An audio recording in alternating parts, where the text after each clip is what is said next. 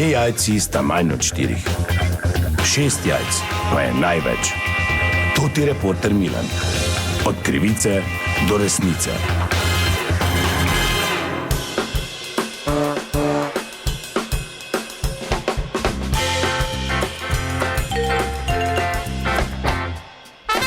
Dame in gospodje, toti Milan, sem ponovno na sledi zgodbe. Novo leto, 8. januar je že, skrajni čas, da seveda za novo leto obiščem moje stare prijatelje. Tradicionalno sem pri Silverjevih in sedimo za mizo, glava družine, gospod Herman. Srečno pa zdravo, kak je bil skok v novo leto? To je dan za amatere.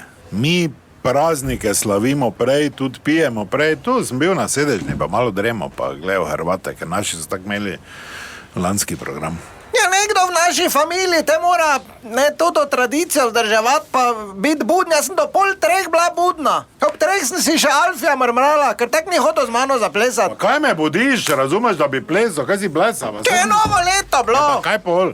Kaj si ti bila 100% budna? Tak sem treba Jožija poklicati, avtomehanika. Če s tem tvojim zašmiranim Jožijem pa ne bi plesala. Se ne zaples, da te Einklifta, ker si 4 kile francoske požrla.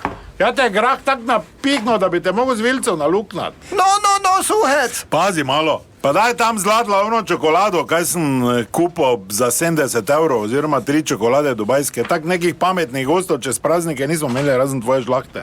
Dubajsko čokolado, Herman, to pa še nikoli nisem probal. No, bomo zdaj probali. Daj vun. Kak si to mislil, ni pametnih Tako gostov? sem rekel. Se ni čudno, Milan, da ti na hitro povem, za sveti večer 24. bila mama tu pri nas. In te je pač vedno, tako vsako leto, pač starejša, že moraš jih razumeti, razlagala, kak je bilo v Betlehemu, kak se je mali rodil, kdo je bil poleg, pa to te zgodbe poznaš? A seveda.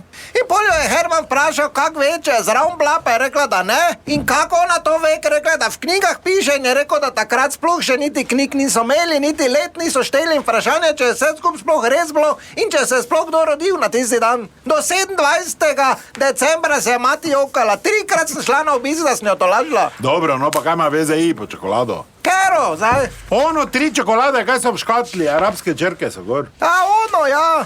Ja, kaj boš dvignila rit? Okrog tega je malo problem. Ja, kak je problem? Te pa bom ja šel v kuhno. Ne, na ti hodi nikamor. Veš, kak je bilo? Mal je prišel en dan pa je rekel, čuj mama, kaj imamo, to neki rakluk v škatli. Rakluk. No to pa si rekla, ja ne, ata je čokolado kupo. No te pa to ta škatla pol na mizi ostala, pol pa je prišla Marjana, soseda. Rekla, kaj te imaš to na mizi?